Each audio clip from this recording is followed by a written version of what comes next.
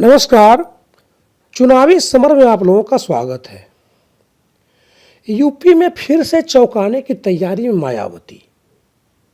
जी हां, बसपा सुप्रीमो मायावती की मां के निधन के बाद प्रियंका गांधी दिल्ली में 3 त्यागराज मार्ग पर उनसे मिलने पहुंची। इस दौरान जिस तरीके से प्रियंका गांधी और मायावती की मुलाकात हुई, वह निश्चित तौर पर संवेदना व्यक्त करने वाली ही रही। लेकिन चलते वक्त हुई मायावती और प्रियंका गांधी की बातचीत और बॉडी लैंग्वेज के राजनीतिक गलियारों में मायने निकाले जा रहे हैं। दरअसल प्रियंका गांधी मायावती की मां के निधन के बाद उनको सांत्वना देने के लिए उनके घर 3 त्यागराज मार्ग पहुंची थी।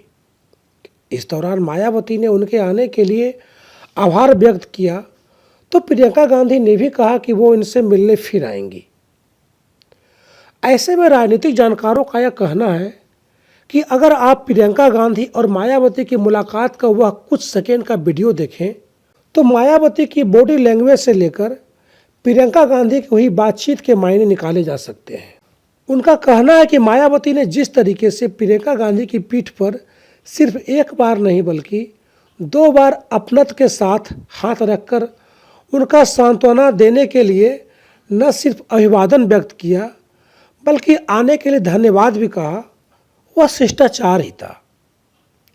वहीं प्रियंका गांधी का भी शिष्टाचार के नाते इस कठिन घड़ी में मुलाकात के बाद दोबारा मिलने का वायदा करना शिष्टाचार की श्रेणी में ही आता है।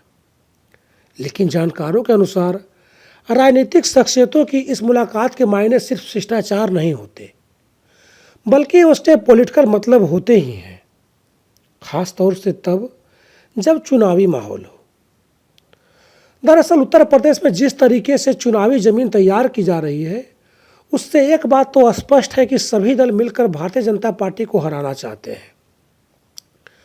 ऐसे में राजनीतिक दलों का बगैर गठबंधन के अलग अलग चुनाव लड़ना एक अलग बात हो सकती है, लेकिन बात जब सरकार बनने और बनाने पर आएगी तो ज़्यादातर राजनीतिक दल एकजुट होकर भारतीय जनता पार्टी के विरोध में खड़े होंगे।